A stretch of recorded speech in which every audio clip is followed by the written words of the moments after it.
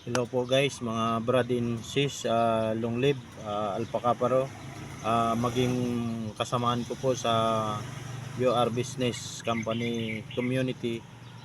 Maraming salamat po, sana po mapanood po ninyo ang aking pag-pray sa aking mga mahal sa buhay at yung pong may mga kapansanan sa kanilang mga bahay na hilata na, at yung pong mga nasa hospital na may mga kapansanan na hindi na po makapag-provide ng kanilang mga pangangailangan at pambayad sa hospital bill.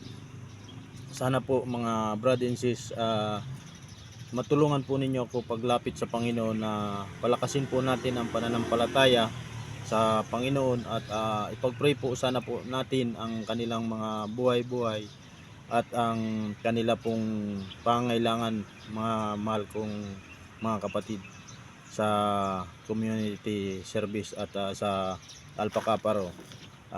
Sana po mahal na Panginoon, sa umagang ito ay magpipray po kami. Pakinggan niyo po kami, Panginoon. Tayo po ay pumukit, mga mahal kong mga taga-suporta. Maraming salamat po. Mahal na Panginoong Jesus na nasa langit, kami po ay sumamo sa inyo, mahal na Panginoon, na bigyan niyo po kami ng mga wisdom at mga kalakasan ng kalooban sa araw na ito, Panginoon.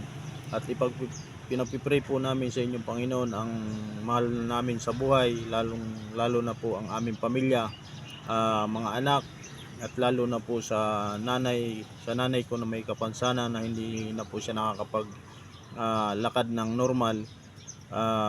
Gabayan niyo po siya, Panginoon, na siya po ay muling makalakad o muling gumaling sa kanyang karamdaman, Panginoon. Maging sa aking pong asawa at sa aking mga anak, Panginoon, bigyan niyo po kami sila ng mga wisdom at kanilang mga kalooban na sila po ay makapaglingkod sa inyo, Panginoon, at makilala kayo ng lubusan, Panginoon, na naming nasa langit na makapangyarihan sa lahat. Wala po akong itinataas, Panginoon, babae man o lalaki. Kayo lang po ang aming Panginoon na makapangyarihan sa lahat ng aming isasamba, Panginoon. Tulungan niyo po kami sa aming pinagpipray, Panginoon, na mga nakahilata na po sa kanilang mga hikaan na hindi na po makagalaw, Panginoon. Sana po tulungan niyo po sila, Panginoon. Palakarin niyo po sila, Panginoon, muli at bigyang kalakasan sa kanilang kahinaan, Panginoon. At maging mga magulang po nila, Panginoon, bigyan niyo po ng gabay na sila po ay makapag-provide ng kanilang panggastos sa pang-araw-araw, Panginoon, na kanyang pangangailangan, Panginoon, para po sila ay makalabas sa kanilang mga na kukumpay na ng mga hospital, Panginoon, at i-provide po ang kanilang pang-araw-araw, Panginoon, sa kanilang buhay, Panginoon. Wala po akong ibang hinihiling, Panginoon, kundi ang kanilang kagalingan, Panginoon, at ang aking kaligtasan, Panginoon, sa pagpasada ko sa araw-araw, Panginoon. Maraming salamat po, Panginoon, sa ngalan ni Jesus. Amen.